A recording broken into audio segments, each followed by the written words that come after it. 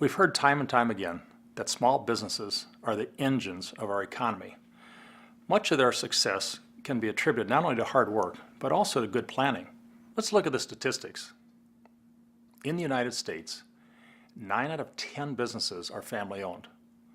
Only 30% will succeed to the second generation, and only 15% to the third generation. Much of this is due to lack of planning.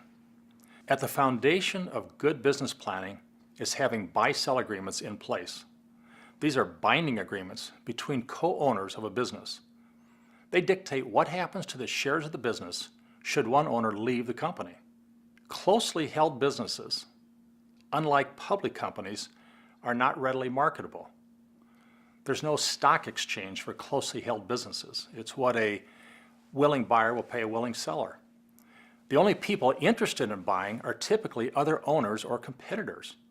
The vast majority of closely held businesses are owned by fewer than 10 individuals.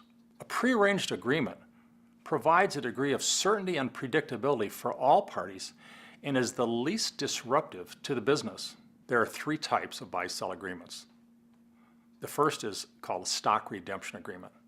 In this case, the business entity purchases or redeems the shares of all shareholders. The second is what's called a cross-purchase agreement. So the shareholders, rather than the business entity, purchase shares from each other. And the third is called a wait-and-see agreement. This is really a hybrid of the first 2. And under this type of arrangement, the decision as to whether it's a redemption or a stock purchase doesn't occur until after death occurs, and the professional advisor determines which is the best method for all parties concerned. Typically, the corporation has a right of first refusal to purchase stock, with individuals obligated to buy it if the company refuses under the wait-and-see methodology. In the event of death, life insurance instantly creates the cash to execute the buy-sell agreement. For example, in a cross-purchase agreement, suppose we have 2 shareholders, let's call them Jeff and Rob, and they own a small business, and they each want to have life insurance in each other to fund their cross-purchase agreement. Jeff would own a life insurance policy on Rob's life, and Rob would own a life insurance policy on Jeff's life.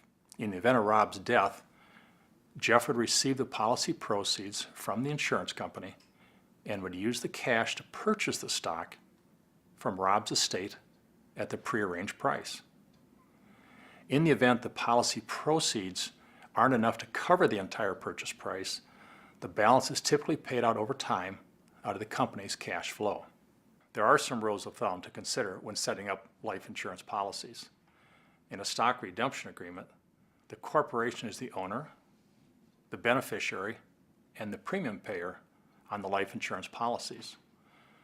With the cross-purchase agreement, the shareholders are the owners, beneficiaries, and premium payers on the policies on each other's lives.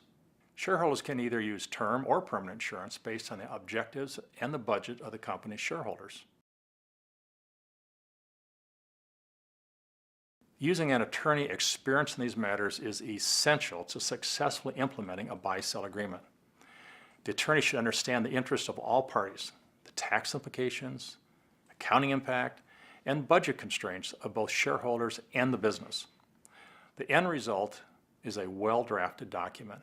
Achieving the best results for your buy-sell agreement requires the coordination of a qualified team of advisors. These include an attorney, an accountant, and a life insurance professional.